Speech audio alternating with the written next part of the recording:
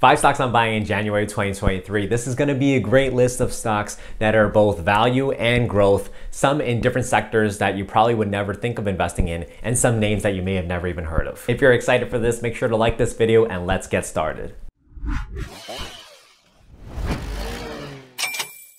Stock number 1 is my favorite stock every month, and that is PERI stock, Perion Network. This is an ad tech company with about a $1.3 billion market cap, trading at $30 per share here. Big rise over the past couple of months. Now, you might think this is a terrible time to invest in ad technology when a lot of advertisers are cutting their ad budgets. People do not want to spend as much, going into a lot of uncertainty with a potential recession on the loom as well. But if you look at Perion, they have a great solution to all of this with their proprietary technology called Sort. Sort is a cookieless solution that is generating bigger results than even having cookies. And this has seen them gain a lot of market share from competitors. You see a lot of different companies out there like PubMatic and Magnite that are struggling in near 52-week lows, whereas Perion has been making new highs after highs after highs. And with this, they've gotten a lot of big clients as well. Mercedes, Walmart, and they were Microsoft's advertising partner of the year for 2021. Probably for 2022 as well. And this could be huge because they are the provider for Microsoft Bing. Now, if Microsoft does get into an integration with ChatGPT, that has been all over the news. It's the hottest thing right now in the tech industry. If Microsoft make a huge investment there and Microsoft Bing gets more market share from Google, that means more eyes on ads for Perion, and that could lead into a bigger and bigger partnership and a lot more revenue and income for Perion. With all the gains that Perion is experiencing right now, let's get into some of the numbers here. So Perion, with its revenue, has had a compound annual growth rate of 38% over the past couple of years, consistent 30% every single quarter. Net income, they're growing over 100%. Adjusted EBITDA, they're growing over 90% compound annual growth rate over the past couple of years. Perion's cash pile as well is at $390 million, and that I suspect is, by the time they report their earnings in February, has grown to over $400 million. This is a huge cash cow and they have no debt. And the best part of this is, all this growth, all this great balance sheet, is that Perion also has a cheap ass valuation. Perion trades at about a 16-17 PE ratio, which is nuts.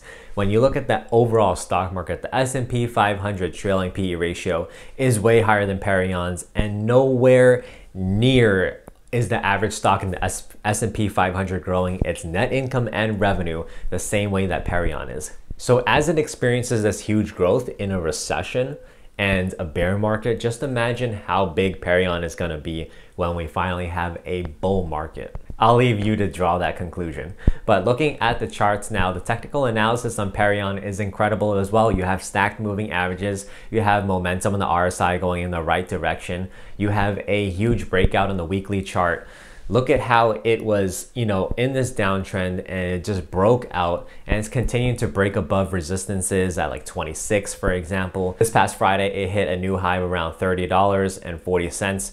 I can only see this stock going higher. By the way, guys, if you want to get all of our trading alerts in real time, make sure to check out the Stock Dads Discord. This is our premium only community with live trading alerts, live streams every day, video courses on how to do options to basic investing. We also have one-on-one mentorship and a whole lot more. Be sure to check out the link in the description or stockdads.com. Stock number 2 here is Tesla, a very controversial pick here. I think that there are two camps right now.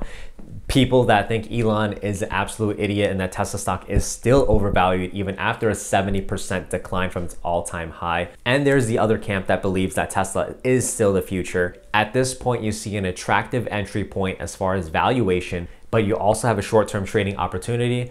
So with the technicals, you see that Tesla stock did trade to an oversold territory here. It actually hit an oversold on the daily chart of about 17, which is completely unheard of. I think it was actually the lowest momentum recording in Tesla's history, which is saying something right there. And Tesla is definitely a momentum stock. What I like here is that it traded down to about $100 per share, which you can see is a historic support level going back a couple of years.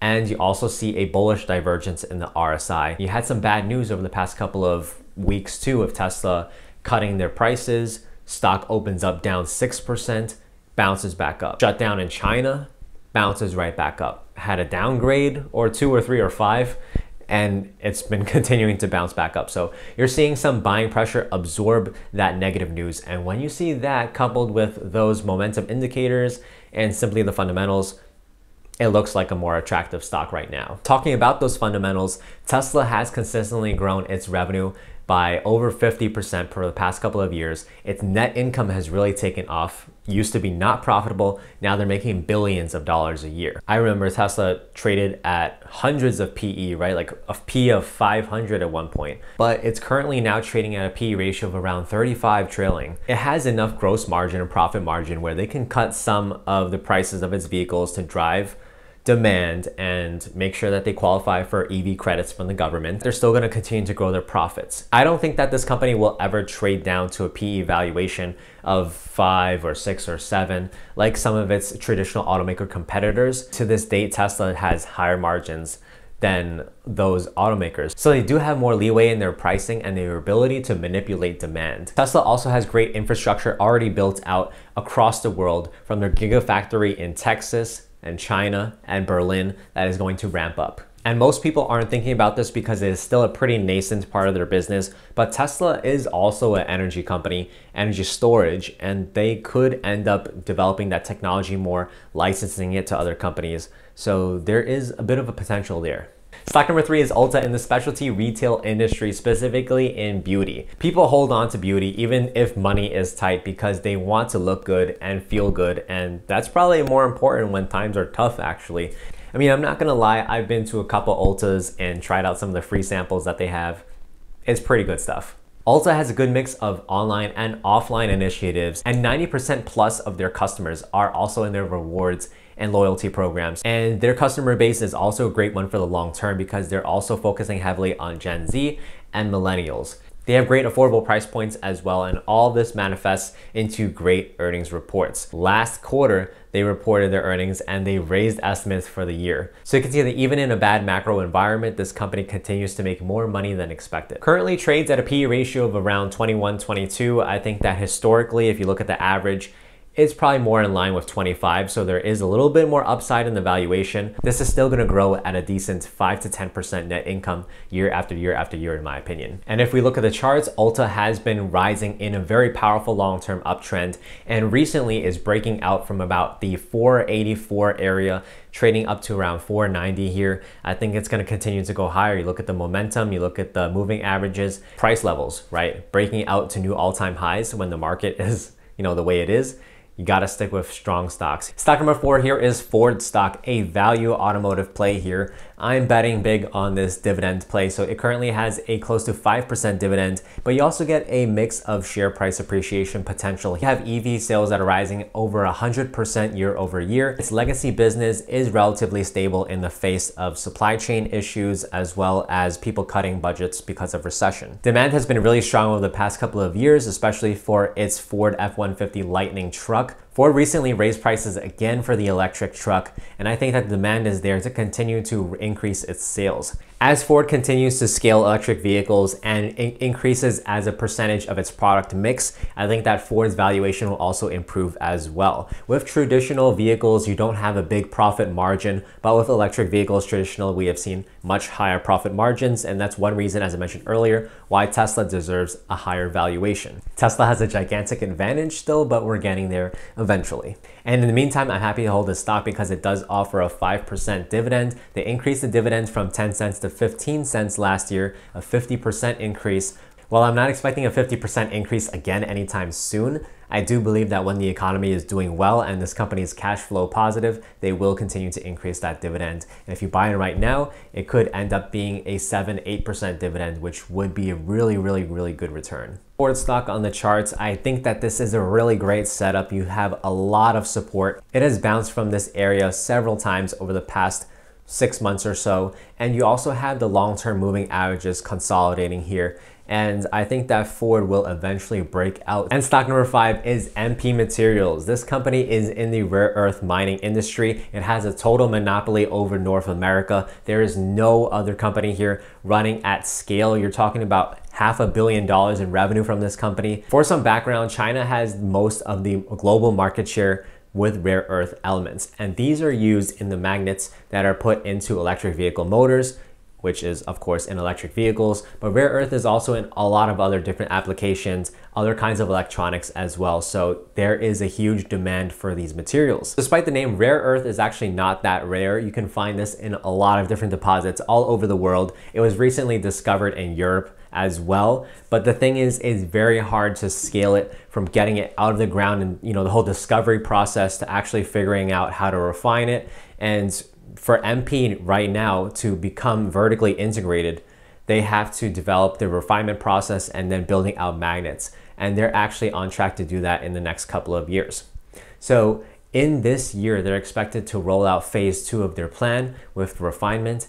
And then the next 1 to 2 years, they're going to be able to start producing magnets. And they already signed a huge contract with General Motors to supply magnets to them. And just thinking about the fact that, again, 90% of those electric vehicle motors require magnets created from rare earth, that's going to supply a huge amount of money to MP. And I don't think General Motors is going to be the only one coming to MP, especially as you see the trend of a lot of companies bringing back their supply chains to the US instead of China or other parts of the world. So MP is a great way to get in on the electrification of the future without actually investing into an electric vehicle stock. A future, but a very great present as well. You look at the past quarter, they grew their sales by about 25% and their earnings by about 50%. Despite the very impressive growth, they're only trading at a pretty regular market multiple of 20 here.